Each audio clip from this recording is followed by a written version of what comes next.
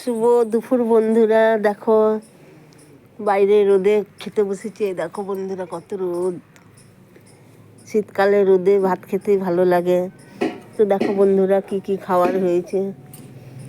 এই যে বন্ধুরা গরম গরম ভাত, আর একটু পালং শাক, শীষ পালং, এখন শিম, বেগুন, আলু, গাজর টাজর দিয়ে শীষ পালং খুবই ভালো লাগে। আর আজকে শনিবার বন্ধুরা বেগুন পোড়া।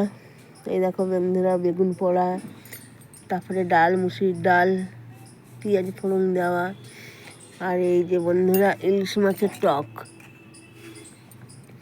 খেতে খুবই ভালো লাগে। এই দেখো বন্ধুরা বসে গেছি ভাত খেতে, সবাই খাচ্ছে। এই যে আমার নাতিও খেয়ে উঠেছে। তো বন্ধুরা সবাই খেতে বসেছি। তো কে কে খাবে চলে এসো আমাদের বাড়িতে ভাত খেতে।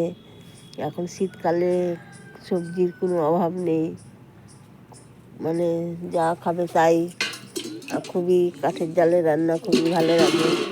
দেখা হবে বন্ধুরা পরের ভিডিওতে। দেখালাম বন্ধুরা।